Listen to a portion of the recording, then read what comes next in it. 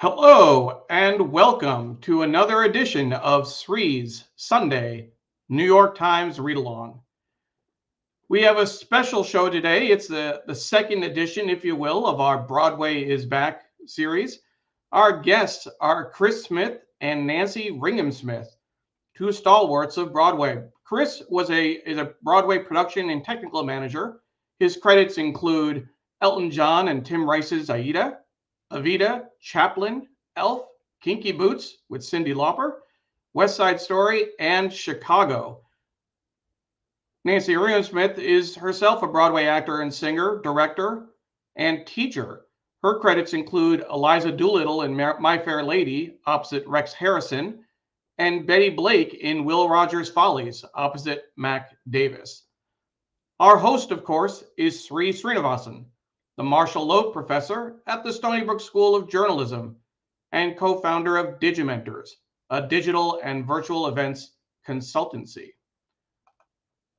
My name is Neil Parekh. I'm the executive producer and guest host of the show. We are live on Facebook, Twitter, LinkedIn, and YouTube. We're also live on our Digimentors website. Please like, please comment, please share. Please mention your friends so that they can watch the show as well. We are here every week looking at the New York Times, interviewing special guests, talking about their careers, talking about their latest projects. And we are so glad that you have joined us or that you will watch on replay. We have people joining us from several places. We have Diane Stefani joining us from a cloudy Margate, New Jersey. We have Ragaman joining us, Doug Levy joining us from San Francisco. We have lots of culture here, but nothing like Broadway. Absolutely. My mom is watching on YouTube this morning. Morning, Mom. How are you? She usually watches on Facebook, so I'm going to ask her about that a little bit later, see what's going on. And our good friend Sunny Slaughter is here joining us from Maryland. Sunny was a guest on our show when we did. I had the pleasure of going to her place to host a special edition on the 1619 Project, and she has since appeared on our show several times. Sunny, thank you so much for being such a good friend and supporter of all the work that we do. Ted Coltman is watching from Washington, D.C. Ted, thank you for joining us as always. Miriam Berkeley joining us from Hell's Kitchen. Thank you very much, Miriam. And now, without further ado, let's bring on our host, Sri Srinivasan. Sri, good morning. How are you? I'm great. I'm so excited to talk about all things Broadway with Chris and Nancy. What a great opportunity for all of us to learn together and to hear about their wonderful careers, and also to kind of reflect on this moment where we are with the pandemic. And I can tell you that Rupa and I were able to go to our first theater experience in 20 months or more when we went to see Paula Poundstone perform at Town Hall on Friday night. And it was very, very special. And then the next day we went to another kind of theater to watch James Bond. And everywhere we went, there was vaccination cards required and ID cards required. And it gave us a sense of confidence. I don't know how false it might be, but it felt great to be back in those kinds of public spaces. We're still very cautious, still very careful, still too many people dying from the pandemic in America and around the world. 80 million Americans refusing to take the vaccine. And that's on the bad news side. On the good news side, we hope to see at least one of the vaccines get permission to have that emergency authorization for the 5 to 11 crowd. And I know lots of people watching have children, grandchildren, neighbors, and nieces and nephews who will be thrilled when that happens. We've got people watching from around the world. Thank you, everybody, for watching. Tell us how your Sunday is going, and tell us about your favorite Broadway memories when we have Chris and Nancy on, and we'll show those comments on the screen. I also want to just say to everyone who is watching, hope you're staying safe. Hope you are able to continue to be safe as things evolve over the next few weeks and months. Today, we're going to just very quickly look at the newspaper, some of the headlines, some of the sections, and then we're going to bring on Chris and Nancy. Let me see who's watching. Jonathan from the East Village. Hi, Jonathan. I know you're a big fan of all things arts and culture. Deborah's watching from Asheville, North Carolina. I'm going to be in Durham at the end of next week. And what I've learned is that North Carolina is a huge state. I wanted to see our friend Mary Curtis, and she's in Charlotte, and that's not anywhere close to where Durham is. Naomi's watching and says, as a Broadway live theater enthusiast from the Upper West Side, this show is a hit already. Thank you. And thank you for always watching with us. And Alejandro is watching from Carlsbad, California. It is so early in the morning there. It's 5:30, part of our California team that watches. We love that. And Paula is watching from Tallahassee, one of our fantastic producers. And Carla is watching from New Jersey, where we learned from Hamilton, everything is legal in New Jersey. Sunny says, thank you, Neil, for the shout out. I'm humbled to be part of the growing New York Times Read Along family. Please, everyone, hit share right now and tag a friend. They can watch live or later on Facebook, on Twitter, on YouTube, or on LinkedIn. So give them a chance to watch later in the day. And the recording will be live on these links as soon as we're off the air where you're watching, so that they don't need to be getting another link of any kind. Linda says, good morning from Long Island. And the reason we do the show, folks, is because we love print, we love news, newspapers, but also correct facts and the fight against misinformation and disinformation. So this is not only about the New York Times, it's about good journalism. And we encourage you to support and subscribe to your local paper.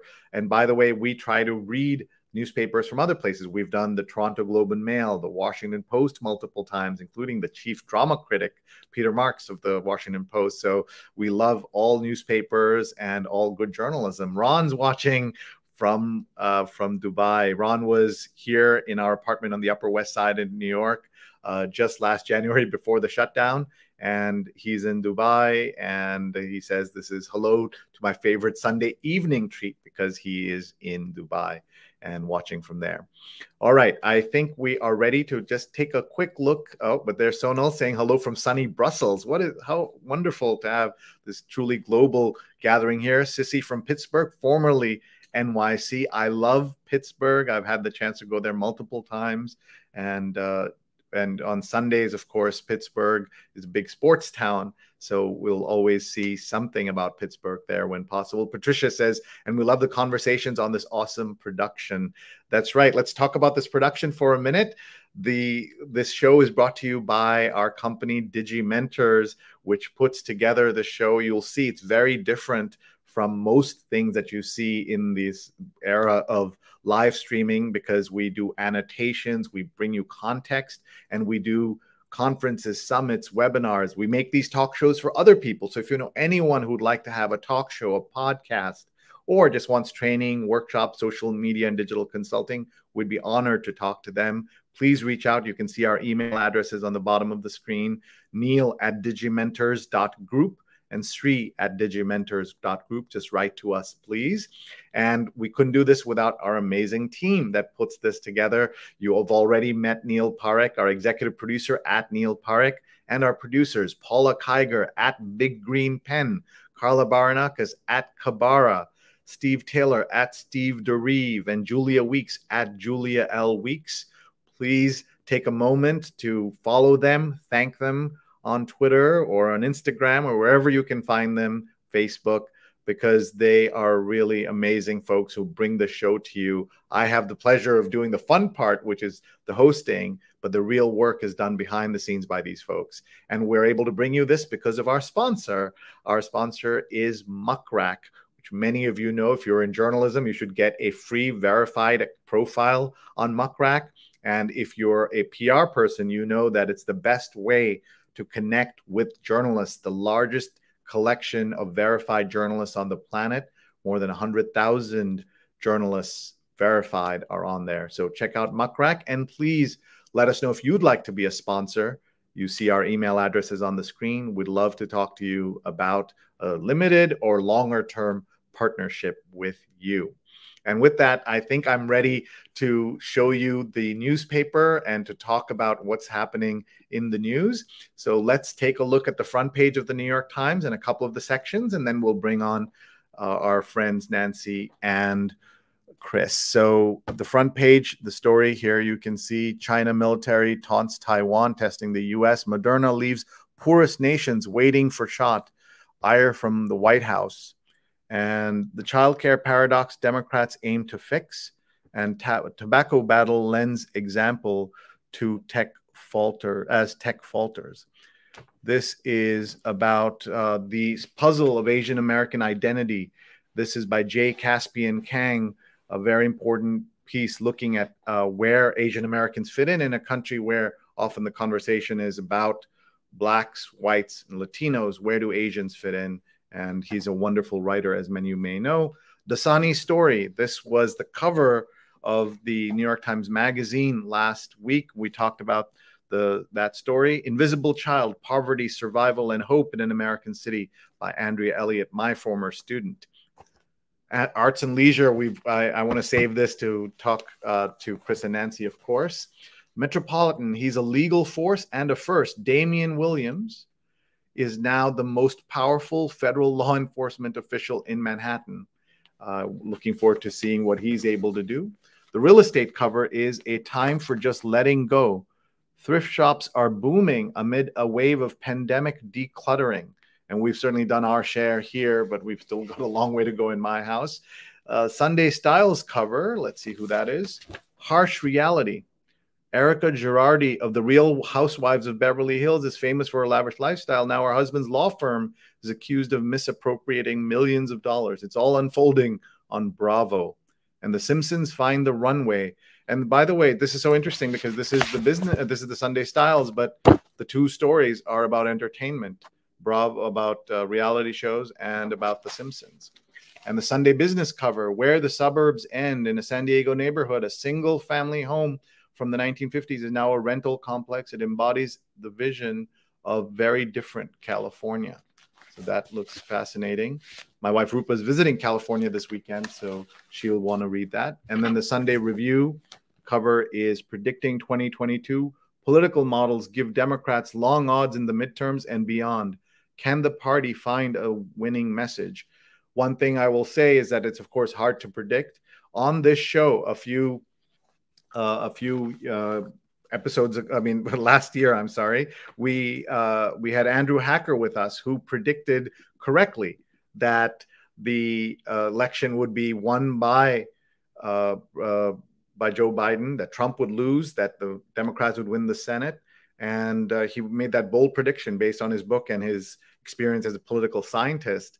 But I was very skeptical as he said all that back in the summer of 2020. So predictions are hard to make in the political space. But now I am super excited to bring you our conversation with Nancy and Chris. They are so jazzed to be with us, as we are to have them with us here today. So what we're going to do is tell you a little bit about them and then bring them on screen. Our guests are Nancy Ringham Smith and Chris Smith.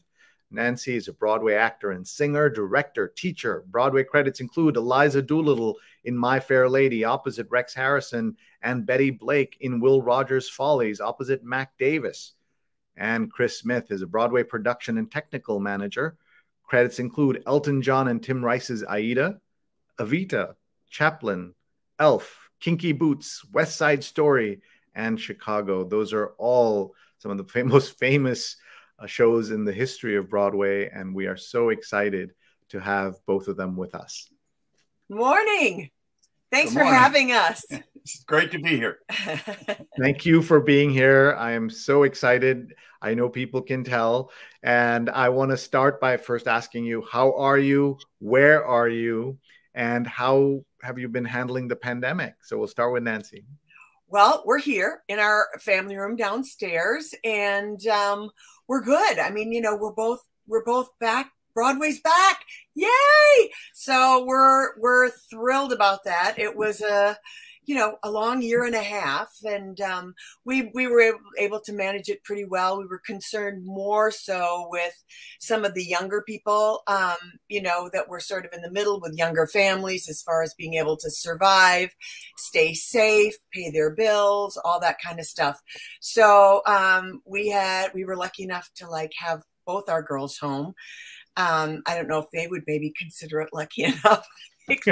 They would much rather have been, pursuing their lives and being in person in college. But there was a real silver lining to that, because with Chris and I, we weren't always able to have like family dinners, and stuff. So to be able to have the four of us and play games and, do things together was a real silver lining for us.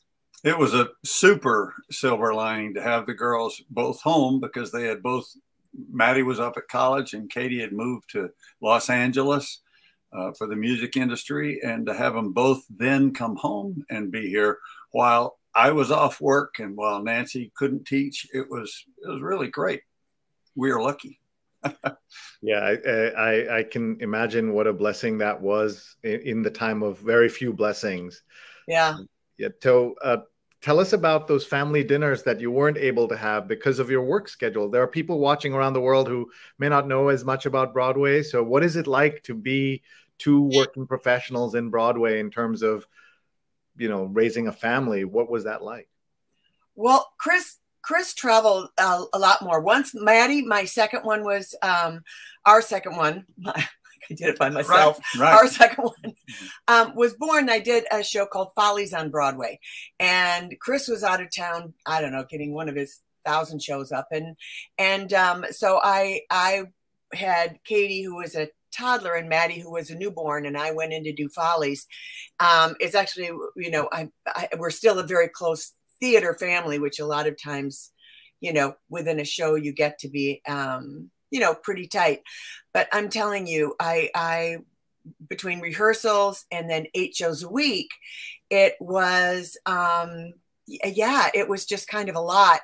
And I realized, if Chris is going to be going in and out of town all the time, and even when he's home, getting a show up in New York, he leaves at 7 in the morning and gets home at midnight for several weeks on end. So for me, I really took a step back at that point, and was lucky enough to be able to stay home with them. And that's sort of when my teaching started. And I still continued doing commercials, things like that. And it was so funny because like I would do a commercial after doing all those years of Broadway and tours and all that kind of stuff. And I would do a commercial, and all of a sudden the mothers at school would be like, "Oh, we saw you in a commercial." And I'd be like, oh, great. And it was hilarious because I'm thinking, I've been working 15 years in the theater across the bridge, but one Staples commercial as the sweater lady, and I'm like famous now. It was hilarious. It was pretty fun. We were seeing a beautiful photograph of the family. Introduce us to everybody, please. We'll put it up again. There you go. Well, that's Chris and me. And then the one right next to me, Katie, with the long hair, that's Katie. And she is 23 right now out in LA, and she's in entertainment marketing and a singer-songwriter. And Maddie, who's in front next to her little dog, she's a junior at University of Vermont, and she's majoring in ancient Greek and Latin with a minor in theater. So, they're busy. They're often grown, and unfortunately, Rascal is watching over us from doggy heaven. So. And look, I just also wanted to notice the wardrobe matching with 2 of you at least. Well, there was great care taken with that, right? We were directed. That's beautiful. Well, God bless, and so nice to see the family together.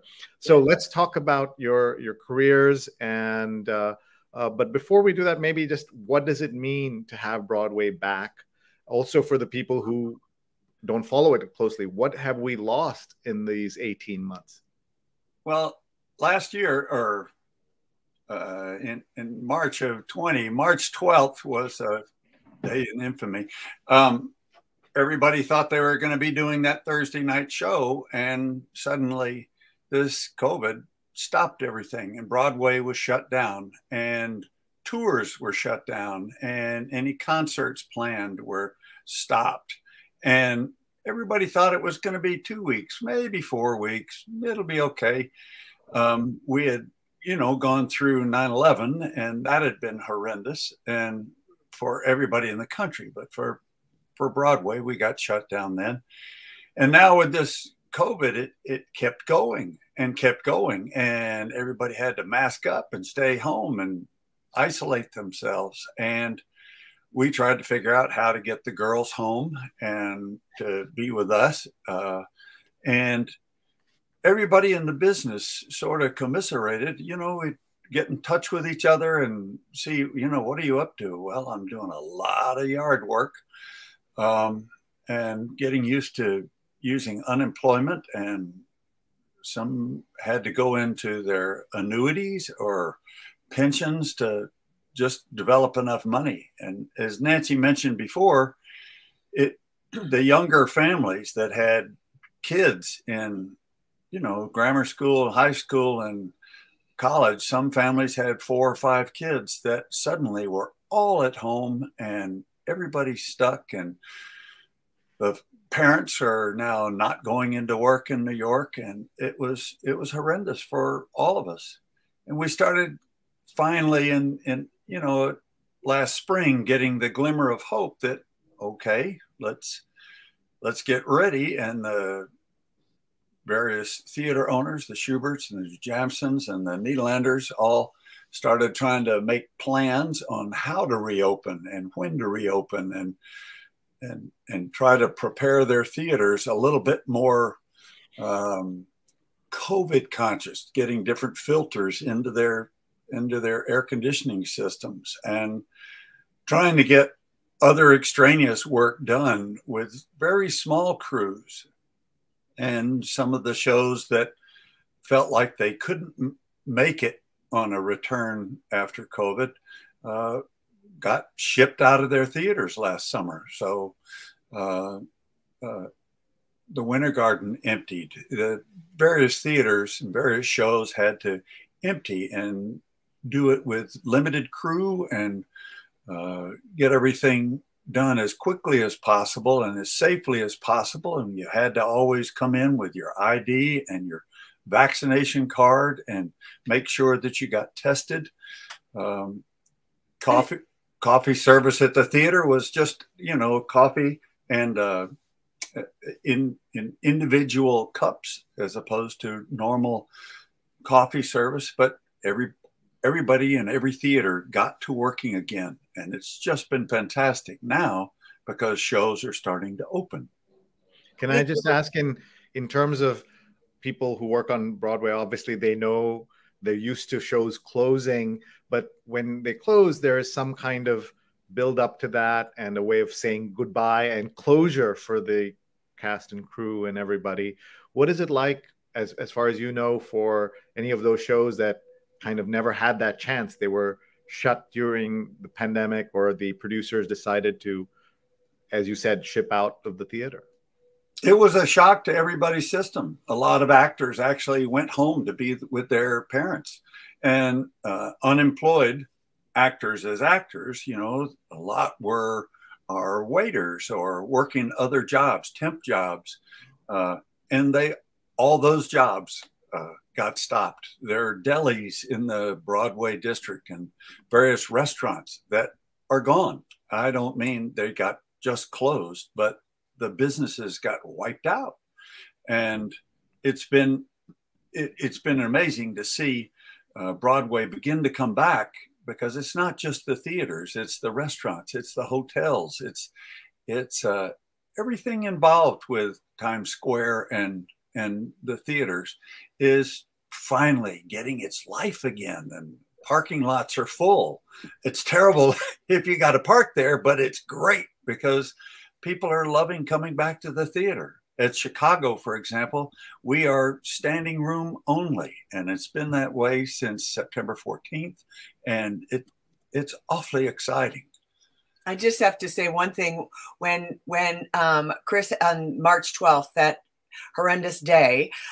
Chris had a couple of trucks that were going out to set up a show out in the town Chicago.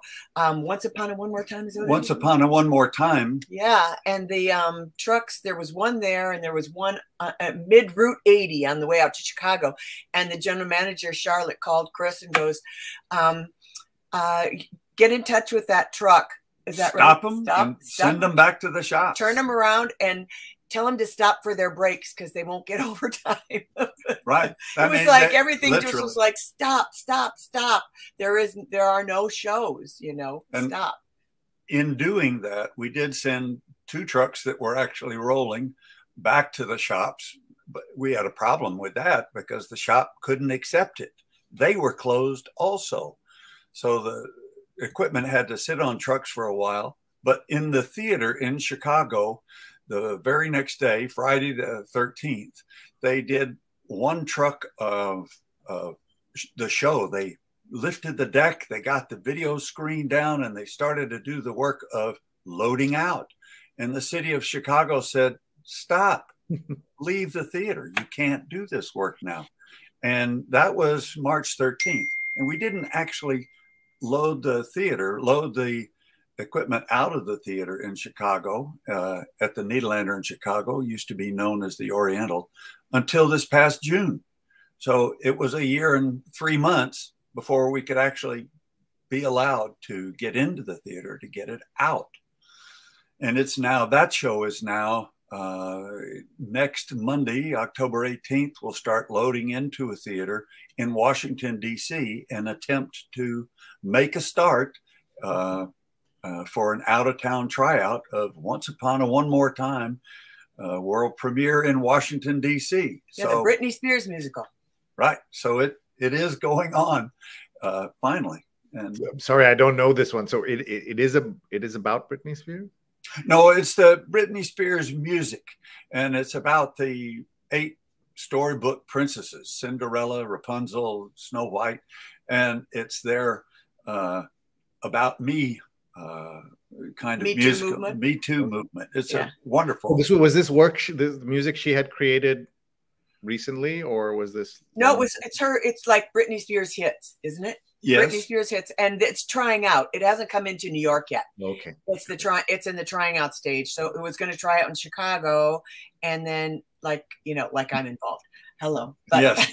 But it's Susan Bristow with the Nederlander organization is the producer and has been trying to get this show up for several years. And we had one heck of a bump in the road for a year and a half with COVID. And she's attempting to get it going.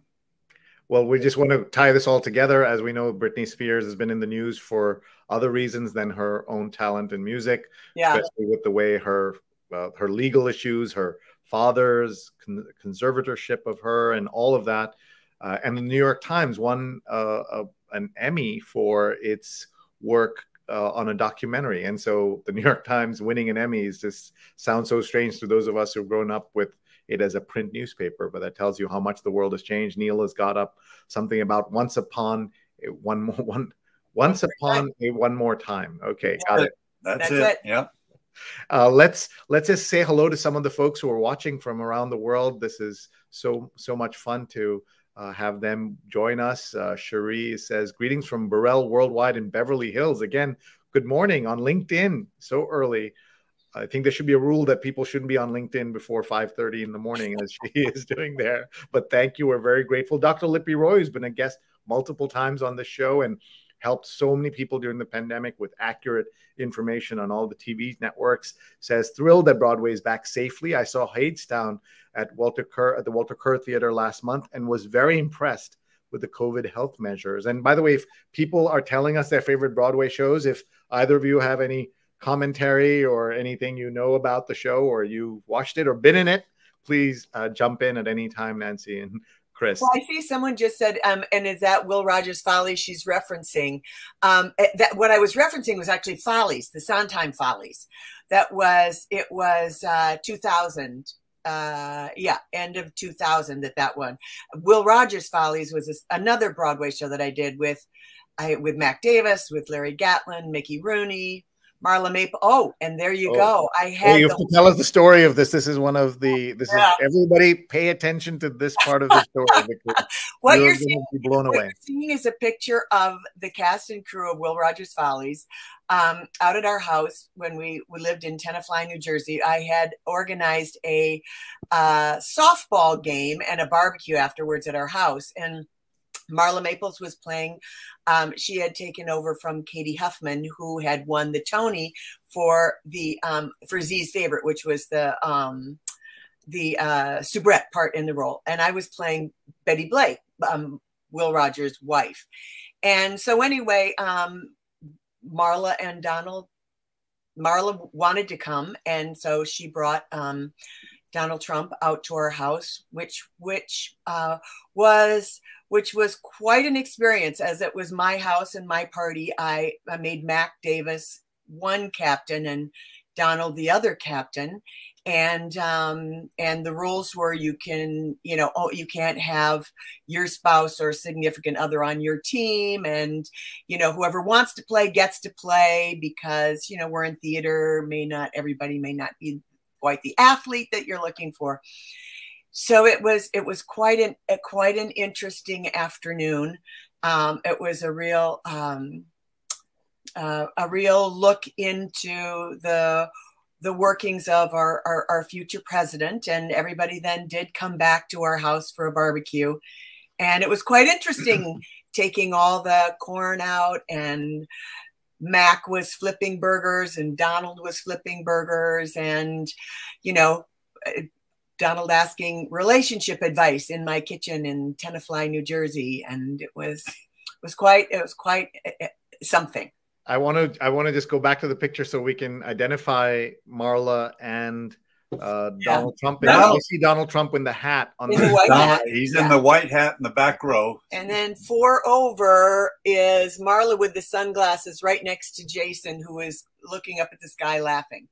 Right, I see that. And where are you two on? Chris and I are right in the front behind the cooler. Of course, we had to have a cooler, and that's my sister and brother-in-law, who Becky and Mark Odland, who were on their way back from Paris and happened to stop and catch this really fun, infamous softball game in New Jersey. What a great story. I presume that as captain, that Donald Trump cheated, but we'll move on. Yes, he did. Yes, in fact, he did. There you go. I remember because I was on Mac's team. Because Donald picked Chris because Chris, is big and athletic, and so of course I went on to Mac's team, and I kept wondering why the score kept changing, and Marla was a crackerjack softball player. She was crackerjack. She was shortstop on our team, but when it came, I'd watch their score, and I'd be like, wait a minute, and I went up to Mac. I said, Mac, they don't have that many points. And he goes, Nancy, it doesn't matter because he's going to win anyway. So it was like, okay. If only we could have stopped him then. Rose Horowitz is watching, part of our team, amazing, the theater buff and knows so much about the theater. She's watching from Connecticut. And Luke is watching from Kerala in India. Oh, Luke, my God. welcome. And thank you for being here. My parents live in Trivandrum in Kerala. And so great to have them there. And people of India love the theater, and theater is a big part of Indian entertainment. Liz is watching from the chilly Berkshires this morning. Welcome, Liz. And Sissy says, thanks, Dean Sri. Go Steelers. And we have more comments. And here's Lauren watching from Evanston on college tours. That's right. This is that season. Some of you may remember how that all went. My mother grew up in Kenilworth, which is a suburb of Evanston. Oh, really? Okay. And Evanston's, of course, home to the great Northwestern University, and in my interest, Medill School of Journalism and the Kellogg School of Business. Therese is watching from Yonkers. She had her pandemic lockdown mostly in California, but here she is in Yonkers. Great friend of the show, former guest on the show. And Laura is watching from Philadelphia, another great friend of the show. Michael says, greetings to you from Ford Campbell and Mike Morris from St. Olaf.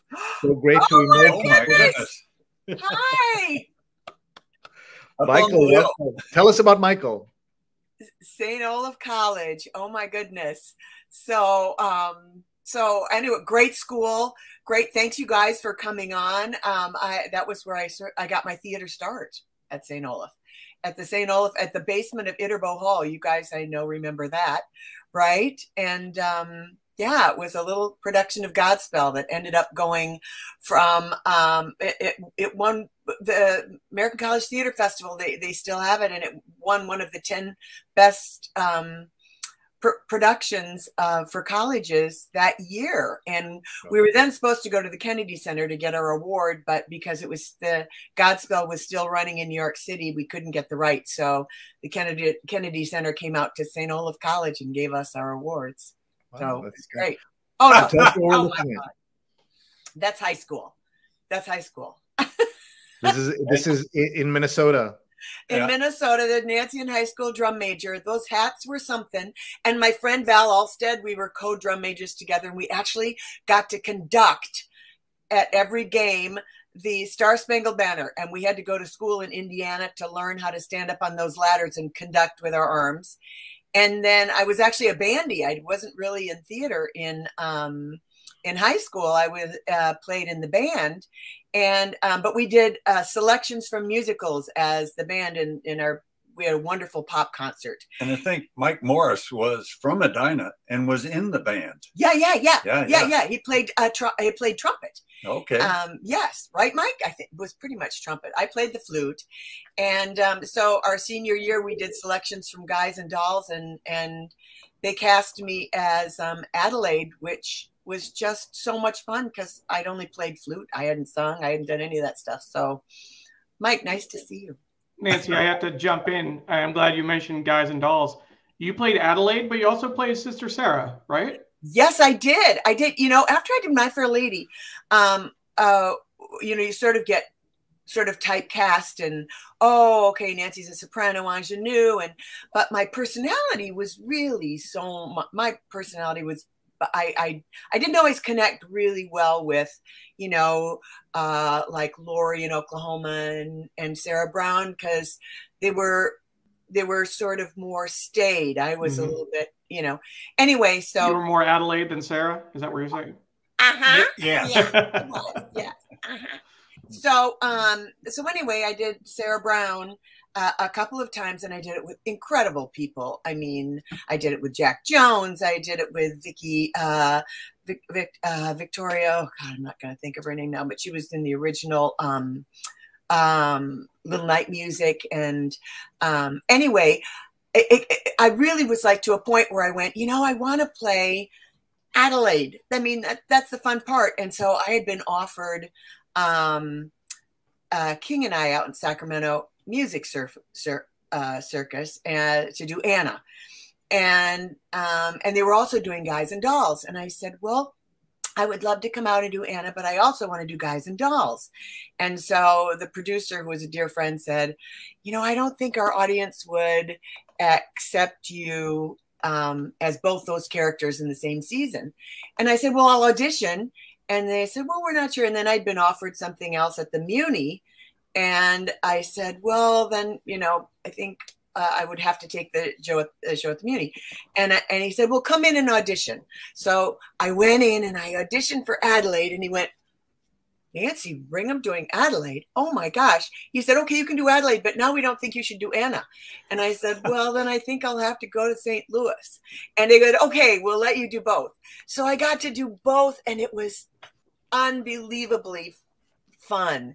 And then I think I probably never went back. You know, Andrea Burns was an incredible Lori, and my friend Kelly O'Hara does brilliant ingenues, and I learned so much from watching what they do then with ingenue roles to make them real three-dimensional people. So yeah, for me, I was always a little bit more, I think, of a ham, right? We should also note that Neil was in a production of Guys and Dolls at some point in his Harry the Horse. He was Harry the Horse. Freshman year, high school. Harry the Horse. In a different place. What was that, Chris? Were you breaking into? Come on, Sky, we got to get there. I got the horse right here. His name is Paul Revere. There's a guy that says that the weather is clear. Can do. Oh my God, what a great show, right? Absolutely. Absolutely. All right, folks. You can see we're having too much fun on a Sunday morning. This is Chris Smith. Just for a moment. Just for a moment, Sri. My first show on Broadway was Guys and Dolls with Norma Donaldson, Ken Page, and it was the beginning of Robert Guillaume's rocket ship. He took off, Ken Page took off after that.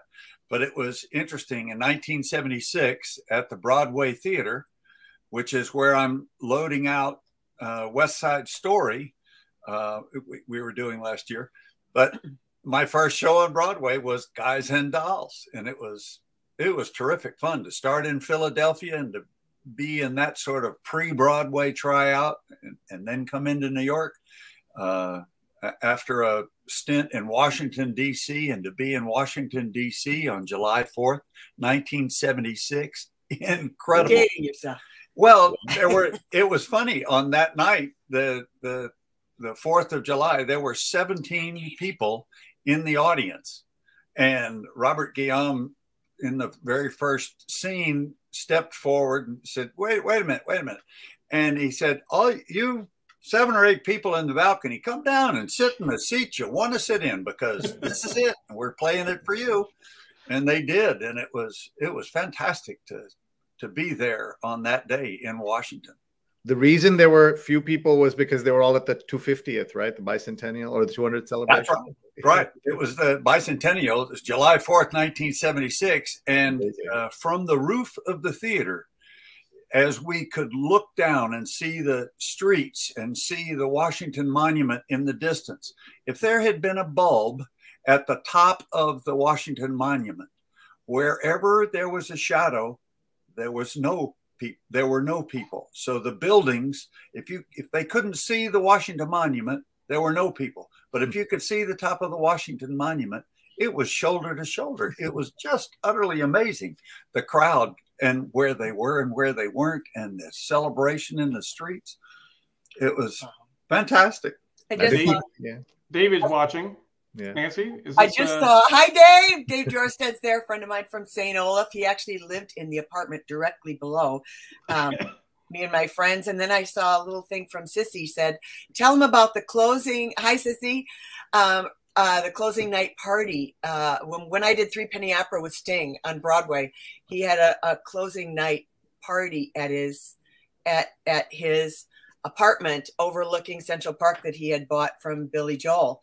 And so it was New Year's Eve, and it was also closing night of Three Penny Opera. So he had gotten us a big bus to go from the theater. In fact, 2 buses. 2 buses, yeah, to try and get through Times Square to get up to his apartment on Central Park West. And then it was fabulous because, you're just sitting there and it's like, oh, okay, Sting's at the piano and he's going to sing Someone to Watch Over Me.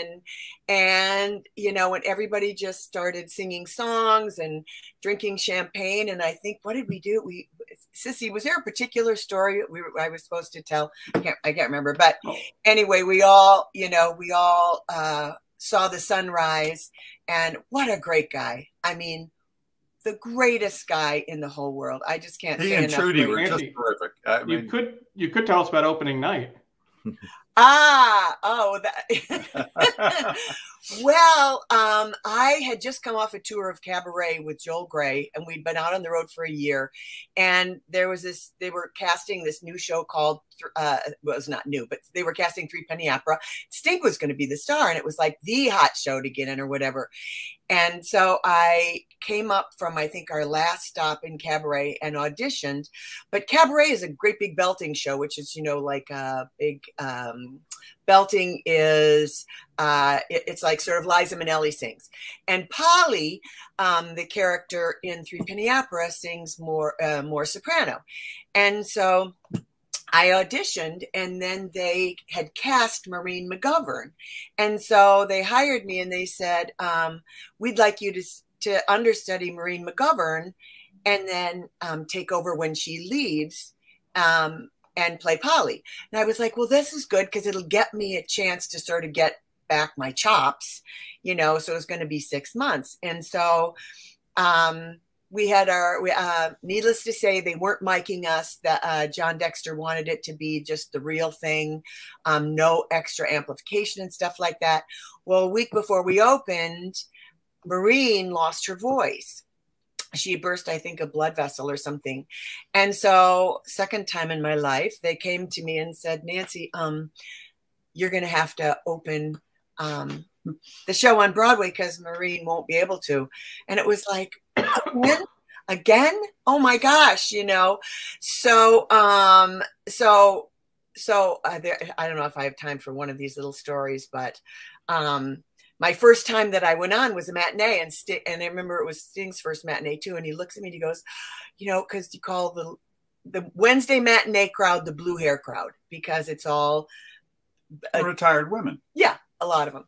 And so, so anyway, the top of the second act, I'm supposed to be running around, jumping on the bed with him as Polly, and telling him you know, in town, I hear that they've done this and this and this and this. And I had a scroll that had everything written down that I was supposed to say about what had been going on in town. And so, because it was my first time going on, I ran around, forgot to grab the scroll and jump onto the bed. And he's laying there, lounged out, all beautiful Sting. And I say, well, you'll never believe what's going on in town. They're saying, and of course, it was the last thing I memorized because, you know, I had to learn everything so quickly. And I realized I didn't have the scroll. So I'm thinking, oh my gosh, the place is packed. And I'm thinking, okay, it says you've done this and this and this and this and this. And when you're on stage with someone and they're done, you know they're done because they look at you like, you know, your turn. So I was like, oh, I remembered. This is as much as I can remember. And I looked at him like, okay, your turn. Help me out here. And he goes, and what else? And I was like, what else? What else? Oh my God. So thank goodness I remembered it. And then they wheel us off in the bed. And I was like, thanks a lot for helping me out. And he goes, I'm so sorry. I'm so sorry. I said, but I only know my lines from the cue line.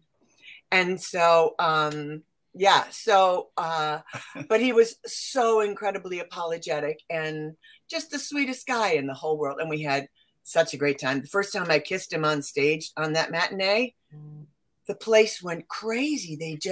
I was like, what happened? Did my dress come undone? What happened? It was because I was kissing Sting in front of all these people and the place went crazy. I was like, where was Chris at that moment? Was this pre-Chris or during? No. He was there. I was there. Enjoying. What was it like to see your wife kiss Sting? The show right then. I owned a scene shop at the time, so it was pretty exciting. We went to opening night and everything, and it was great fun. Yeah. And Pierce Brosnan came, and it was all really exciting, you know. After a while, it's just he gets used to me kissing people on stage. Folks, yeah. We have so much to talk about, but we do have to talk about the paper, so we're going to do that in just a minute. I believe Neil was on to tell us that word got out around town that if Nancy was in your show, watch out if she was your understudy, because you had also gone on to play against opposite Rex Harrison in My Fair Lady, which is obviously a legendary role. Yeah, and that must have been amazing too. It was. You know, my mother grew up. I grew up with my mother playing playing the soundtrack on her radio, on her record player, and so yeah, it was especially meaningful, you know, for her because it was her favorite musical to be able to come and see it. That was a short one. I found out 2 days before that I was opening. So anyway. Wow, that's great. Okay, so let's Lauren says the paper, and here it is, the paper. And so what we'll do now, Chris and Nancy, is as I read the headlines, jump in if you have any thoughts. Otherwise, just feel free to relax, and then I'll ask you specific things when I know there's a connection, but you may have connections I don't even know. Moderna leaves poorest nations waiting for shot. we want to acknowledge that the vaccine is the reason that Broadway can reopen, the reason that so many of your colleagues are able to work again, that you're able to do the kinds of things you're doing. So we want to give a shout out. Paula Poundstone on her show made it a point to say the only reason she wanted to come to New York to perform is because New York is forcing everyone to take the vaccine. And Pradnya says, true strength in a marriage, being okay with the spouse kissing Sting. My wife, if she were listening right now, she's not at home, but she perked up, I'm sure, when she would hear Pierce Brosnan's name, and if there was any chance to. Oh, wait, I have to show you. I have to show you a picture of this. Just a second. Okay, please. Okay, here. Can you see this? Yeah.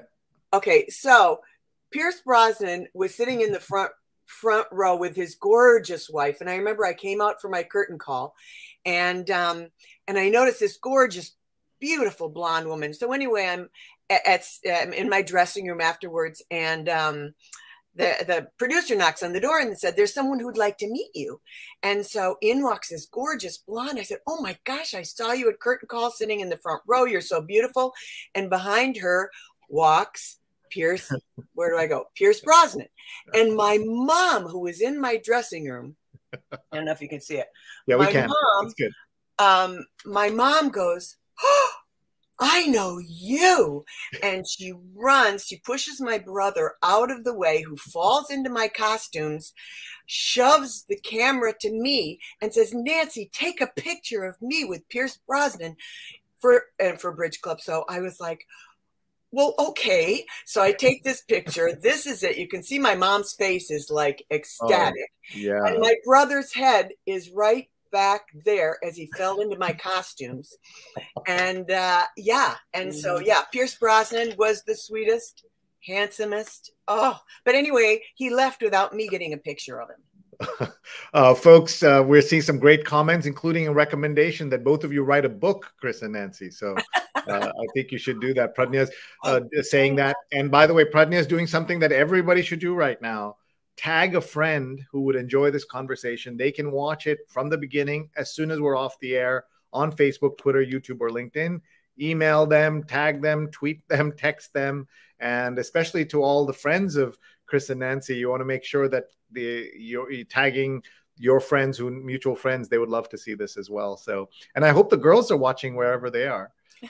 Yeah. I hope so it's too early for them. I hope so. It is a little early, especially Katie in LA. Yes, someone just said yes. It was Victoria Mallory who was playing Sarah Brown out in California. Victoria Mallory, she was brilliant, beautiful. All right, let's get back to the paper. You know, we have to read the entire paper, and we've made it past one column. Oh, okay. So we have a 7-hour show tonight. This morning, if we're not careful, China military about Taiwan and it's testing the U.S. and childcare paradox Democrats aim to fix. This is so difficult for working parents. We talked about what it's like in the theater, but for every industry, this is such a problem. Candidate for mayor puts patois on the ballot, and this is about Boston, obviously, and. Here is with DNA and friends' help, a dying son finds his father. Sam Anthony with his biological father, Craig Nelson. That should be a beautiful story, though it's also got a sad element to it. And we're just going to go into the paper and look at some of the stories here. The headline, if I can bring that up, is from history is 8 Brinks robbers given life terms. This is for a robbery in 1956, or the robbery was in 1950 in Boston, of the Brinks armored truck. And let's see here, the story from Afghanistan, the end of an endless war through the eyes of 5 Afghans. Sri, I just have to say that those first inside 2 pages of the Times are the first place I always go. I find there's so many interesting, fun facts. And Chris has turned me on to the little crossword puzzle there and the quotes of the day. I love that. So great. And by the way, there's an editor's job at the Times whose only, or at least her main title is a page A2 and A3 editor, because it's so well curated and put together, as you recognize. So we should. She does such a great job. Such a great job. Yeah. Language law in Quebec reignites a culture clash. and that's part of Canada's adventures and DNA is that. And here is a story about China and Taiwan. Have you performed in Asia or had a chance to work there? I've taken Aida, Disney's Aida, to Korea. I mean, to Japan and Korea, and we took Kinky Boots down to Australia and Korea and Japan. So we've been able to do a little bit of visiting, but it usually is a week of work, get it up, and go home. So. Can I ask what happens? Japan is a land of my birth. I was born in Tokyo. Do you have subtitles, or how does that work in those countries? We have taken one show, Xanadu. We took Xanadu to Tokyo, and it was done in English, but the Aida was done completely in Japanese. So the music was the same, and all the characters are the same, and it's fascinating to see the show in Japanese. And you had obviously all local talent. Were there any Japanese Americans involved? I believe there might have been one or two in the chorus that might have been understudies, but essentially no. It was all local, and it was fascinating to watch. And they're very precise in copying what we do. In New York, they will have seen, many of them will have seen the New York production and then do it in Japan. All right. We're going. Paula says, I loved Xanadu. Is this the one with Olivia Newton-John, or she was something? That is that song. Yeah, that is that musical. Yeah. And I guess it was like 10 years ago. Yeah. Right. We took it over. Yeah. Here's an unusual story. In the bars of Kigali in Rwanda, milk is the favorite order. What is your favorite order in a bar, folks? I'd be red wine these days, but a Cosmo for me. Nice. Yeah. Chitachi, former guest, is watching. Good morning from Fort Lauderdale. We've spoken multiple times on my COVID show, and she watches our show here as well. Austria's leader resigns, bowing to pressure over a corruption scandal. And then look at this great story. I'm so excited. Philippines Nobel Prize winning newsroom is elated but under siege. This is about Maria Ressa, who was a guest on our show, on our COVID show in July of 2020. And now she has won the Nobel Prize. Wow. Yeah. And hey. So, Chris and Nancy, there's a good chance you might win a Nobel in the future because we're on your show. Yeah, exactly. Yes, we're being good guests. Yeah, exactly. And we are just so proud of Maria for fighting for truth and information. Neil, if you scroll up a little bit, you'll see that we have a link to our video there as well from that. But let's move on. Let's look at the New York's Black pastors urge flock to embrace vaccine. And I think that's going to be very important in making that happen, because we want to see that. And want everybody to get a vaccine. Yes. Yeah. And let's just fast forward here a little bit. There's the obits. We like reading the obits on this show, and we are looking at a story of the first president of Islamic Republic of Iran dies. He was more of a preacher and teacher than a manager of power. And then Budge Patty, 97, an elegant and fashionable tennis player during the 1950s, a Hall of Famer who was known for his style as much as his forehand volley, is Budge Patty. And another obit here is General Odierno, 67, oversaw the surge of U.S. forces in Iraq. Are you folks observers of the obits? I am. We are. And historically, it's been kind of wonderful recently to see like you see the obit page, and they're simply pictures and the family entered obit. But when you see the like the article about Budge Patty or Abelousan and General Odierno, it's been great to actually see more women represented in that particular kind of obit, you know, and other people, you know. We had Amy Padnani, who started the Overlooked series, an obit editor at the New York Times. She was a guest, and she talked about that process of bringing overlooked stories. Folks, if you're watching, joining us just now, that's Nancy Ringham Smith and Chris Smith, and they are Broadway stalwarts who are helping us by bringing us some joy on a Sunday morning, telling us great stories about Broadway. And we're also looking at the Sunday New York Times. We do this every Sunday, and we have fabulous guests each week. And today we have double dose of fabulousness. And we, of course, have to go to the Arts and Leisure was to be the first section we have to read today. So first, tell me about your relationship as readers, as theater goers and theater participants and actors and production folks with the New York Times. Well, it's great to actually see this article about New York City Ballet. They are finally coming back, and Carnegie Hall had a big first concert this past week.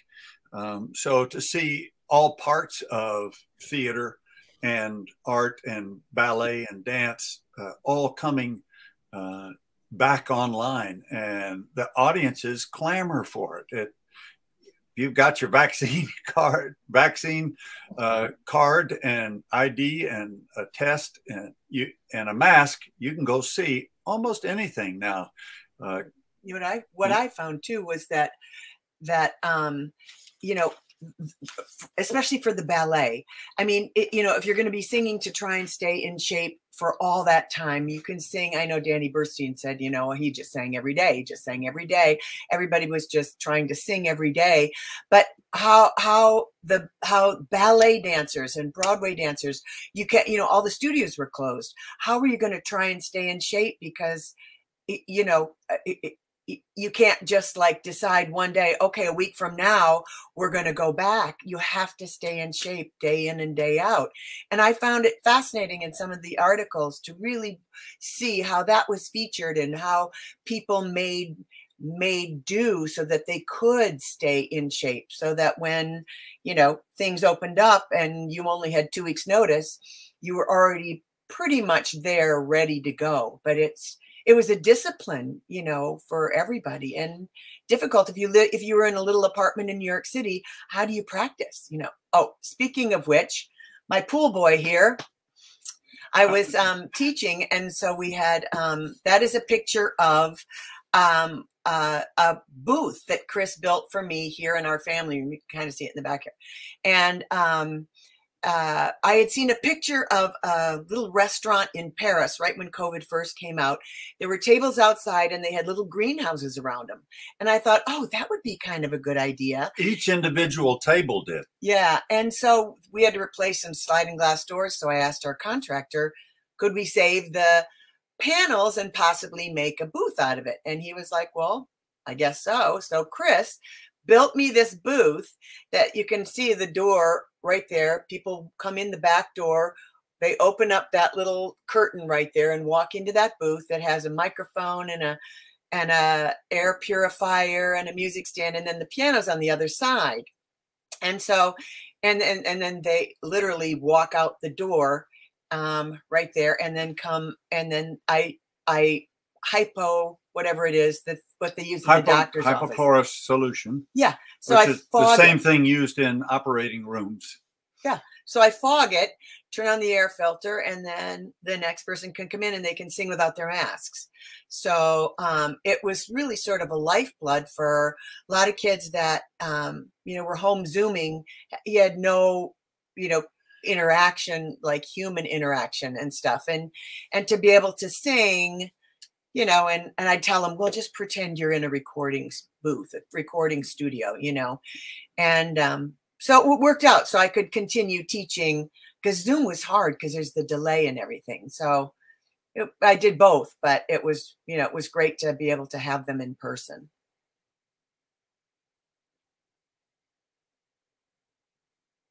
Oh, do we lose sound?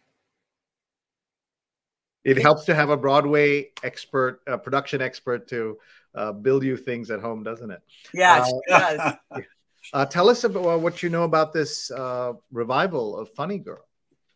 That's brand new news that it's coming on. And do you know these I know Jane Lynch, but I don't know the others. Beanie Feldstein, I think it is, you know, she's been really up and coming, and she's wonderful. She's really wonderful. You know, I don't know a whole lot about it as far as who else is in it, but, you know, it's one of the reasons that I fell in love with theater so much was Funny Girl. So I'm very anxious to see it. And it'll be Michael Mayer is directing it, I believe. Oh, yeah. And he'll be fabulous. He'll be wonderful. I did Thoroughly Modern Millie and stuff like that with. But I'm surprised there's never been a revival of it. I know. Well, you know, there was talk for a long time of Leah Michele doing it, and Leah Michele, and it was Funny Girl was synonymous with Leah Michele, and so I don't know exactly what happened, but all of a sudden now they're really doing it, and it's yeah, I'm sure it's going to be fabulous. It's done regionally a lot. We have people watching from around the world who may know about Broadway, have been to Broadway, but some of these terms may be not so clear to them. What is off-Broadway, off-Broadway, and Broadway? Off-Broadway, well, off-Broadway is, I mean, Broadway is a specific kind of contract, and you have all the big Broadway houses, and then off-Broadway is a separate contract, which is smaller. How many people? I believe it's 99 to. Well, there's different levels of contract. So if you have a 99-seater or 199-seater or a 399-seater, I believe that Helen Hayes as a Broadway theater is the smallest. I don't think that the American Airlines is considered a Broadway. I believe it's considered off-Broadway. I could be wrong. There's a difference kind of in the budget as well. If it's Broadway, it's a much bigger budget. Off Broadway is, you know, it's a lot more experimental. The budgets are very small, but you see fabulous work. I mean, a lot of times when you don't have to have the pressure of making a huge amount of money like you do with a Broadway show, you know, you can do shows for much less off Broadway. I just got cast in a production of off-Broadway production of Mornings at 7, which will be at St. Clement's Church, and it's with Judy Ivey and Tony Roberts and John Rubinstein and Alma Cuervo, and I mean the fact that you are getting to see people, Patty McCormick and Lindsay Krause, to see people like this, you know, off Broadway that are really affordable prices doing beautiful acting work. It's really exciting. Plugging Mornings at 7. Yes, great. I'm just looking at the theater directory, which is this tiny ad that runs every week.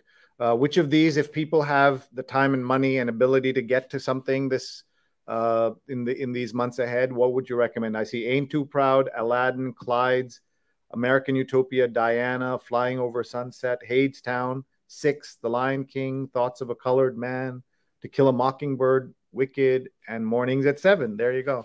There we go. Any other ones you recommend? Oh gosh, all of them. Did you work on any of these? Well, on almost, you're not going to be disappointed. What was at Chicago, for example, when we had our first performance on the 14th of September,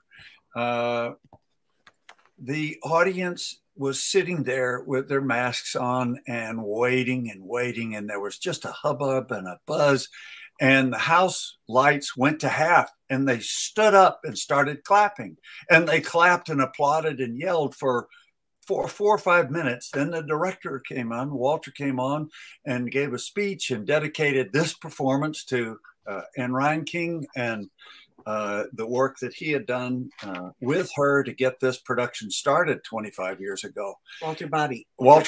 Yeah. And every time a performer would come on stage as their first moment on stage, normally they would usually get an applause, but they would get a standing ovation. And the audience, everybody, all the cast on stage, the audience was just thrilled to be there that night.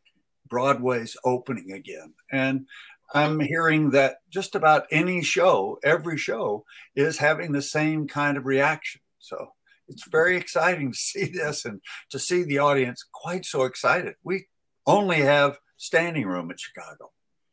Well, I want to welcome everybody who's watching, who's just joined us. That's Chris Smith and Nancy Ringham Smith. They are telling us incredible stories about Broadway past and present and future.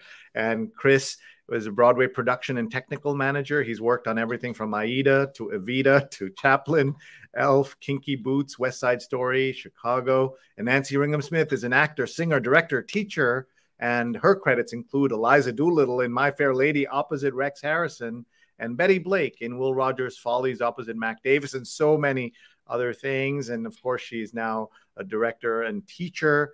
And we are just having too much fun here. Folks, we do this every Sunday, and we have great guests coming up as well.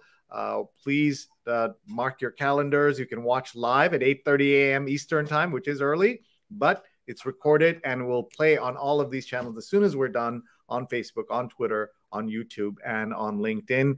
We saw some comments about obituaries before. We talked about them. I want to remind everybody, Miss You Graham is a great way to pay tribute to the ones who've departed. You can find it on Android and on Apple, in the Apple store, the App Store. It's called Miss You Graham. All right, so now what we want to do is remind everyone we're about 15 minutes left with Nancy and Chris. Tell us about your favorite shows, folks, if you're watching right now, and maybe they'll comment on it. We have so many people watching from around the world. How's your Sunday going? What is your favorite Broadway memory? What are you looking forward to seeing? We'd love to hear that as well. And Naomi says, have either of you ever worked with Marion Seldes, a Broadway legend? She was wonderful in everything she did. No, I thought she's spectacular, but no, I never got a chance. I didn't get a chance to work with her.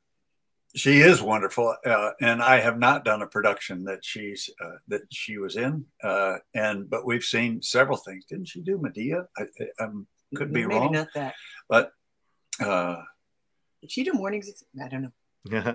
I can't remember. She's done so many things. Therese says, I'm on the board of Off-Broadway Theater Classic Stage Company. So much demand for our opening show, Stephen Sondheim's Assassins, directed by John Doyle, that ticketing system crashed. Love the New York theater going community. Oh, yay. Go Classic Stage. Yeah. Really, totally. And Lauren says, lots of tears when To Kill a Mockingbird cast took the stage. I can totally believe that. And we're just seeing such great comments. Everyone, thank you for being with us on a Sunday. Jonathan says, I've enjoyed off-Broadway shows more than Broadway shows. Ooh, react to that. Please. Well, you know, I mean, the thing is, I think sometimes what happens is that the Broadway shows at this point, because the enormous budgets, like, you know, $20 million more, 30, whatever, you know, there's such a certain, what's the word I'm using? Like commercialism more than a lot of times there is off Broadway. I mean, that's not a generalized statement, but sometimes you can afford to be a lot more risky off Broadway when the budgets aren't quite as great. You're closer to the performers, so it feels more intimate. You know, people are willing to take chances on productions that maybe wouldn't necessarily thrive commercially on Broadway, but are brilliant theater anyway, you know, and stuff. And so sometimes that these little bitty theaters that you find different places, the shows that you can see are just spectacular. And like the work that Classic Stage Company does is extraordinary. It's a big off Broadway presence and market. It's wonderful. I wanted Rupa, my wonderful wife, to come and say hello because she's my partner in watching Broadway and all kinds of theater. I tell people no point in living in New York if you can't go to see Broadway and off-Broadway and off-Broadway. And I also am inspired by the two of you working together so well. We are doing more work together. And I'm sure we'd love to hear any thoughts on how to keep us from, you know, doing damage to each other while staying together. I do shows in San Francisco. That's the answer. That's the answer. So we actually do. It's like Legally Blonde started out there. So I was in San Francisco for a total time of about 12 weeks. Kinky Boots out in Chicago for about 10 weeks. All right, so frequent flyer miles coming up. Yeah. Well, and actually, I went on tour with Cabaret with Joel Grey for a year. And yeah, a year. And Chris owned a shop at the time. And I remember some of our neighbors coming to see the show and saying to Chris, "You let your wife go a tour for a year?" And it was like, Chris was like, yeah. Yeah, gotta fill that 401k. That's right. And with that, she's leaving for California tomorrow. So Have a safe flight. Thank you. But, it's so exciting to see, Broadway opening up. We saw a show the other day and, felt fabulous just being there and, in those hallowed halls. So did you see Hadestown? Is that what you saw? No, we went. No, that was Dr. Roy saw that. We saw Paula Poundstone Cool. at Town Hall, which is a beautiful venue. Sure. And feels very Broadway-like, but obviously is not. Yeah. They do a lot of like concert version things at Town Hall. And Paula Poundstone, she's hilarious on what is that NPR show that Paula Poundstone Nobody listens to Paula Poundstone. Yes. But she's also they called the fans nobodies because nobody listens to Paula Poundstone. Oh, that's so funny. Don't bring this up. Pradnya is asking, does Rupa get to kiss Sting if she appears in this? Because she got to kiss Sting, and she got a photo, or her mom got a photo with Pierce Brosnan. So okay, all right. And there's Sting. Look at that mustache. Yeah. It was so funny though, I must say, the first day of rehearsal, everybody walks in and it's like going to be this, big thing. John Dexter was directing and everybody's walking in. It's always the first day of school, your first day on, and they lay out the coffee and you kind of walk in and you're like, "Oh, hi. Nice to meet you. And it's like, and then I'm up there getting a cup of coffee at the table and Sting comes up and goes, "Hi, I'm Sting." And I was like, "Oh," and I'm, who am I again? I totally forgot. No. Yeah. So he's so lovely. And so many, what I say to my girls is that, the more professional that you work with, the more lovely most people are. You don't often find a whole lot of divas at that, at that level. You do find some, don't get me wrong, but I mean, it's just, it's very rare. I mean, backstage on a play, on a musical, off-Broadway, Broadway, we did Not That Jewish and Desperate Measures off-Broadway, but in many musicals, there are almost no divas. And I think everybody understands, you work together, you're going to get it back, and it's very friendly. It's the variety of people that come onto a show, people that are very famous, like Sting or Rex or anybody. It's very cooperative nature, and they're very positive backstage. And I think you realize that no matter what, everybody is an important cog in the wheel, so. And they will help you if somebody forgets their lines or forgets their scroll or forgets their whatever they have to do. If they're not on stage, "Hey, aren't you on stage now?" Whatever. It's like, we got to get from the downbeat all the way to the applause at the end. Yeah. And everybody really works as a big team, big family. Yeah. And it's great fun to work on some of these shows and to see a big crowd. Working on Showboat years ago with Hal Prince was the director, and I think we had 56 people on stage. Oh my God. And it was just superlative.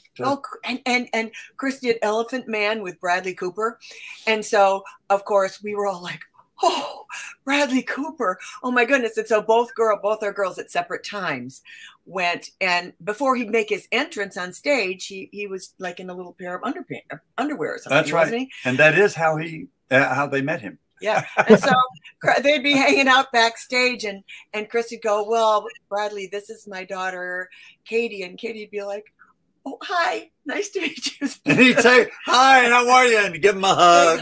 Oh, yeah. You know, or right. there was, yeah. What great stories. Yeah. Lauren says, my son is listening and truly enjoying your marriage comments. And Carla had a comment earlier as well. First, Carla says, one time I went to Will Rogers Follies on the spur of the moment, and afterward I went backstage to see my friend Nancy. She said, I knew you were in the audience. I could hear you laughing. I didn't believe it. But then she told me exactly where I was sitting. So I guess I was laughing pretty loudly. Well, thank you. That means we were funny.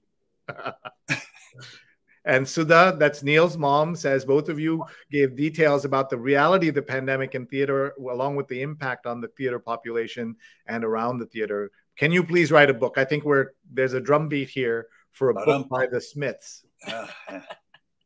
And Bradley Cooper was brilliant in Elephant Man. He was. He really was. He was. I mean, and he was the nicest guy. Right, he was wonderful to work with. He was fascinating. You remember that was when Sniper had just come out, and it was just incredible. And he is such a straight up guy, Hey, you're going to go for a sandwich later or whatever. That's great. Patricia says this might not be Broadway, but most certainly entertaining. Thank you, Chris and Nancy and the entire production team. Great shares and great stories being told here, which I love. Liz said hello to all of us again. And so many great comments. And Patricia says, no retakes. Live is most certainly more pressure than film. And I think we can attest to that, Neil. We do a lot of these live shows. We love doing live shows. We also record some elements, but the live shows are a lot of fun. You could make a movie, Mr. and Mrs. Smith, says Debbie Vernick, watching from Washington, D.C. So many great comments. Yes, memoir by the Smiths, please, and thank you in advance. So any book agents or publishers watching, please reach out to the Smiths. And yes, we'll have to call my agent. Yeah, exactly. I do want to just glance at the New York Times Magazine for a second. This is about Asian American identity. It's from a new book by J. Caspian Kang, who is a terrific writer. Please look for that. The Sunday Review cover is about predicting 2022, and there's so much going on in the paper. We didn't get to talk about it all because our friends Chris and Nancy were so riveting. Yep. This is Dasani's story in the book review, Andrea Elliott's big new book about the invisible child, where there's so many great books in here. Do you folks, is there something you're reading that you want to recommend? Wait. Sri, lift up. There's an article down below. You're on where you're the last page of the book review. I actually ripped it out. There's an article about a story book that I wanted to read. Next page, I believe. Oh gosh, I ripped it out now. That's okay. But if you go one back, one before that, right down there. What is it? A Beautiful Mind. That's what I ripped out. I wanted to read that. It looked phenomenal. It's In the Wild Light by Jeffrey Zentner, and it's the brilliance of a girl who loves science and earns her 2 tickets out of poverty. That's right. So that one looked, and I'm reading The Apple Doesn't Fall, or what Lane Moriarty's new book. I'm reading that right now. Okay. Nancy's a member of 2 book clubs, and it's not all about the glass of wine. It's sometimes about the book. They do. We have a tremendous pile of books that they've gone through. So I want to just do a shout out to the book I'm reading. This is our friend Stevie Van Zandt, who's oh my gosh, who we've gotten to work with and gotten to know. We're so honored to work with Stevie, and his book is number 5 on the bestseller list. And really, wow. And there's so much to read here. As you know, obviously he has the Bruce Springsteen connection, but he's also an actor from The Sopranos and from Lilyhammer on Netflix. And more importantly to me, I think, will always be what he did to fight against apartheid during Sun City, and that song, and really started that protest or these anthems for things like We Are the World and, Do They Know It's Christmas, Band-Aid, all of that he was part of. And just great to read this book. It's there's a lot here and some great photographs too of Stevie in the old days. And since we're looking at Bruce Springsteen, maybe it's just a quick word about the Broadway show and how he was trying to do new things with ticketing, and he was also trying to do new things with the pandemic to be one of the first shows back. Did you folks get a chance to see him on Broadway? Our daughter did. Katie did, and up at the Kerr, and but not down at the on 44th Street. He has been a terrific boost and supporter of Broadway, and he had a limited engagement at the Kerr, and he kept running it. I knew a couple of the security people because they're in different theaters, and they actually got Katie right to Bruce that she could say hello to him, and wow, that was great fun. But Bruce and has just been really supportive for the crew and for everybody in the company that was there. And it's just him, and a guitar and a microphone, but he's always. But there's still crew, right? I mean, there's still people putting that all up, all that work. Oh, yes. Your colleagues doing all that work. Yes. Rose says she has many favorites. Bernadette Peters in A Little Night Music, and Joel Gray and Hutton Foster in Anything Goes. And we heard that Nancy got to go on a whole year with Joel at some point. I do have two important questions. This is the picture we mentioned earlier. Two important Broadway questions that I've always wanted to ask somebody. If you don't know the security guards, how do you get to say hello? Is it worth going standing at the stage door? Now during the pandemic, obviously things are different. People don't want to meet strangers, but talk to us about that for when all of this is over. And then the other question is the pricing of Broadway tickets and trying to get good seats, because I thought the promise of the Springsteen show was there wouldn't be scalpers. There was some new way of doing things. But in the end, tickets were still ridiculously high and impossible to get. So if you could address those two, and then we'll say goodbye. Well, it's really hard to address the ticket prices. There are fewer scalpers. One of the scalpers, and I don't know his name, I met back during Dreamgirls. He was just a kid, like I was a kid at Dreamgirls in 1981. And he had a scalping world. But when Hamilton came in, I saw him at Hamilton, but he wasn't scalping tickets. He was actually going in to see the show. But ticket pricing can sometimes be tough. With this new Music Man, I believe there is a Saturday night ticket that's $1,200. How is that possible? I don't know. How can people, I mean, that's where off-Broadway comes in and being, much more affordable.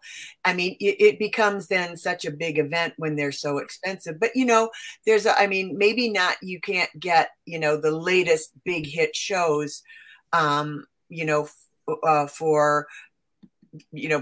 $250 or something. But you can wait for 3 or 4 years or whatever, or, they do giveaways. There's TDF, which, that's mostly how we see stuff now. If we don't just get tickets, we go to TDF a lot. And Phyllis Sears is talking about TDF. And Phyllis, great to see you again after a while on the show. She's been a great supporter and friend. And absolutely. She's got all her playbills since the 60s. So it's like, ooh, as a little girl, she went to the theater in the 60s, right? And it's great. I mean, you asked about trying to see a star or meet them.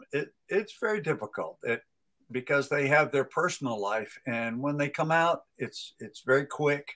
And if you happen to be there on the right night, you might catch them coming out the stage door, but sometimes they'll try to go out another way. They sometimes just don't want to deal with it right then. Sure. Wow, I'm so grateful to both of you for coming on stage here with us. Before we let you go, we're going to try and do something here. I'm going to have Neil come on. We've got a couple of announcements, and then we're going to come back to you And I have two things I would like you to do, and you get a couple of minutes to prepare. One is tell us how you met and your story. And second, we have so many writers watching and journalism students and others. Any tips that you can give them about how to think about and how to cover the theater, Broadway, etc. So a professional tip from you, both as the people who are covered, on how you would like to be covered or how journalists should cover you. So we're going to come back to you in a couple of minutes. You guys can talk. You're off camera and muted, so you can have a quick chat, and we'll be back with you in a couple of minutes. Okay. Thank you so much. Neil, over to you. Thank you, Shri. We'll do a couple of quick announcements. First, we want to thank everyone for watching. As soon as the show is over, you'll be able to watch it again on the same channels.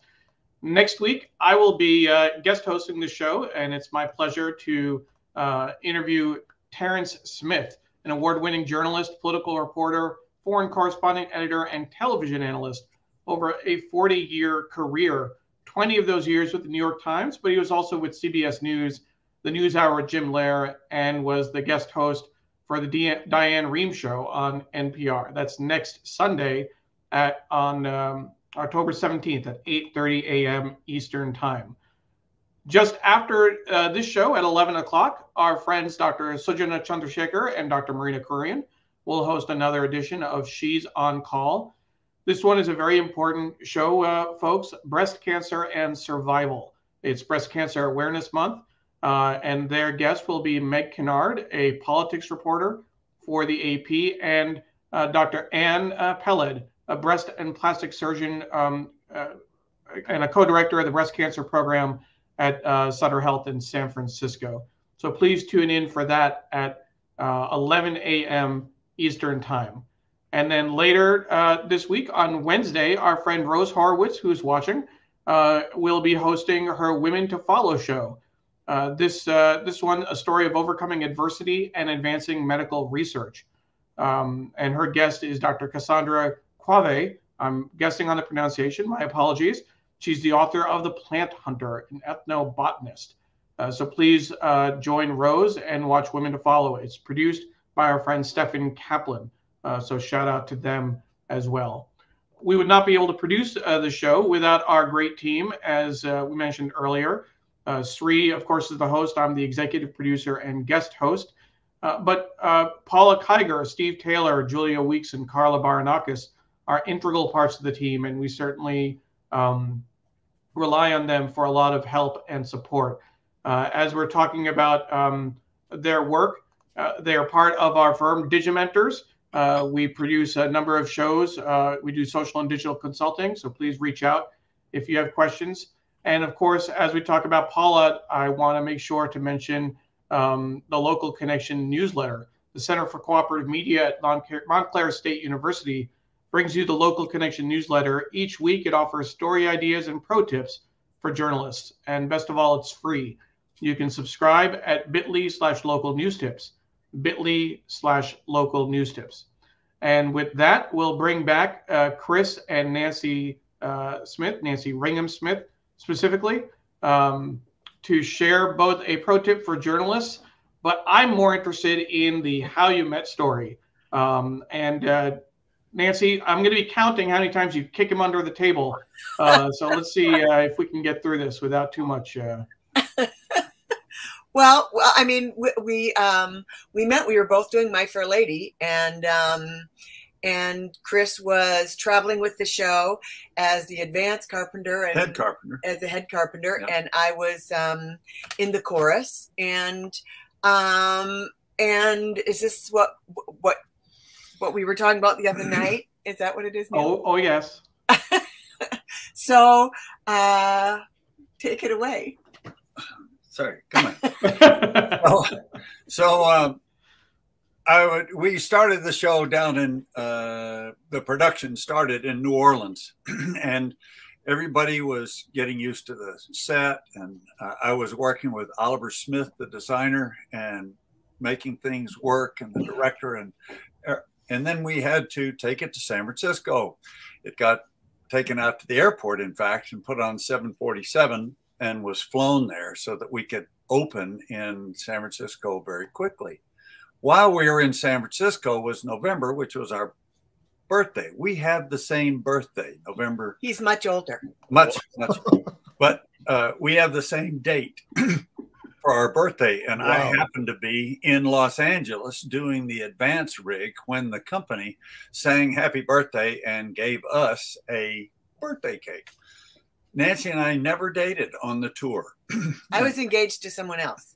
And we got all the way around the country, and we had played Miami, and Nancy was going to possibly go on as the standby or understudy for Eliza down in Miami. Her parents flew in to see it and everything.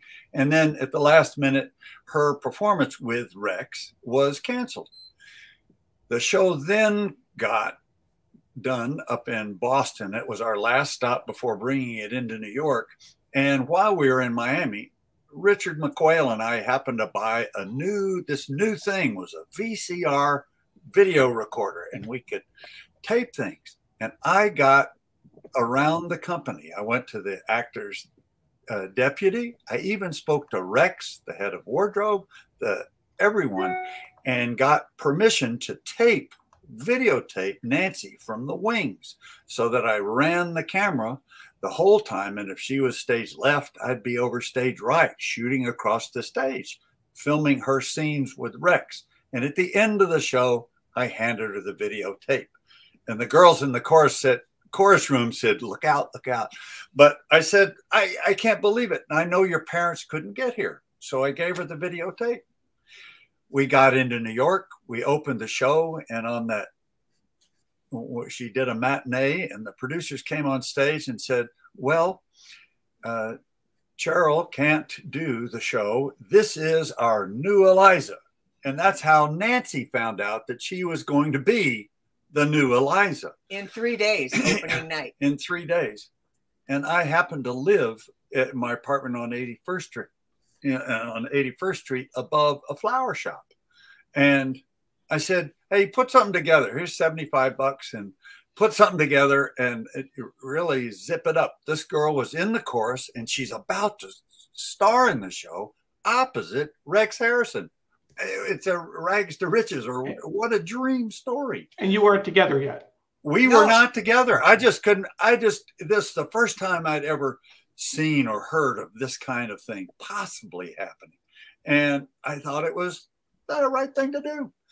And so she goes in to do her opening night, and well, it was the final preview, and I walked in, and there was the outside of my dressing room, and then the other part of the dressing room was a little entryway, and the whole wall was filled with flowers, and I was like, "What?" And it said, "From Smitty, good luck," or whatever. He called me a rock star because I'd got my hair perm. Well, the thing is that my hairdresser was who Chris was dating. And so she was like, "Who are those from?" And I was like, they're from Chris Smith. And I'm kidding. It wasn't really that bad. It wasn't bad at all. But I mean, it was quite interesting. And then eventually, we did start dating after the show was over and stuff like that. But we opened My Fair Lady, and that was in September. Yeah, August. And then August, and I left to do Dreamgirls, which is one of my favorite productions ever, with Michael Bennett, and with the technical director Artie Siccardi. And it was just one of the most fabulous shows I have ever done. And then we came in and we opened Dreamgirls December 20th, 1981. And we had our first date on January 5th, 1982. But who's counting? And it's been together ever since. So our friend Liz says, "How romantic." Ron says, "Amazing how you both have the story straight," which is good. Happened. And Sonny, Sonny said Chris is what we'd call a smooth operator. Yes. But I think he lost the girl and then got the girl, right? I mean, at some point, the hairdresser is no longer in the picture. Oh yeah. So what we'd like to close with, if you don't mind, with your experience, as Sri mentioned, we have a lot of writers in the watching in the audience. What is your advice to journalists who may be doing an interview either during the interview or when they actually do the write-up? What would you share with them? Well, I mean, look at how easy you guys have made it for us to talk. I mean, you know, I know Chris was a little nervous about doing this. The other night, Neil, when we talked with you, I mean, how long did we end up talking for? Like an hour? I think an hour. You guys do. And Sri, now meeting you, you guys do such an amazing job of putting whoever you're talking to at ease. Really, you know, and makes it fun and interesting when it's almost like a conversation as well. When you tell, well, geez, I was in Guys and Dolls, or, you know, Sri, to have your wife come over and all of a sudden it feels like a party, you know. So, it feels a little family. As we've said before, theater is a family. And man, when you go on tour, that little group, 45 to 70 people, you know, when you look at Beauty and the Beast, it was a mob, you know, and some of these smaller plays might only have 8 or 10 people, but you end up living, working, breathing, eating together. It's really terrific. And if, as a reporter, you can find something about that fascinates you about the performer or person, technician, that director that you find fascinating, I think they'll open up to the kind of interview setup that you all have accomplished, I think, very well. And you deal with a lot of different things. You dealt with, you know who you've dealt with, and many people. I was about to say my brother. So I was going to say, which Chris's brother, for people who don't know, is Hedrick Smith from the Pentagon Papers fame, among other things, in the Power Game, the Russians, etc. We Sri interviewed him back in June, which was incredible. And very, I'm going to say a very, very short story, maybe. I was at the University of Tennessee. Anthony Quayle, the English actor, came in to do a play.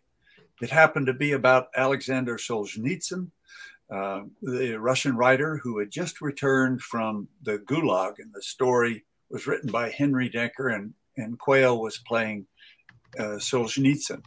And Hedrick, that we just mentioned, won a Pulitzer Prize for his work with Solzhenitsyn and Sakharov and Medvedev.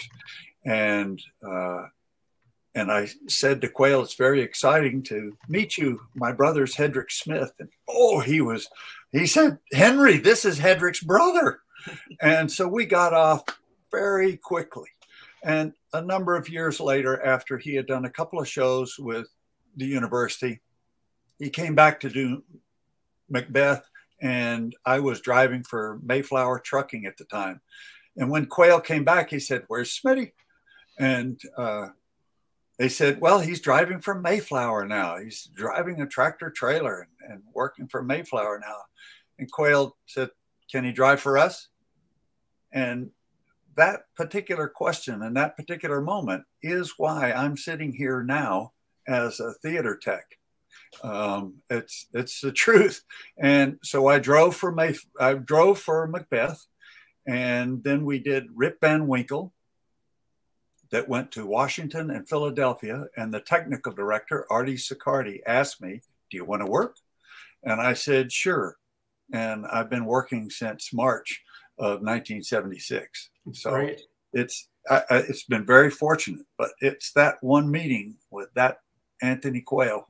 What a gem of a guy. And there's a lot of stories about him too. It was just wonderful. Sri, before we close, the reviews are in. If you can catch some of these comments that we'll put on the screen. Jonathan says, great show, needs an encore. Thank you.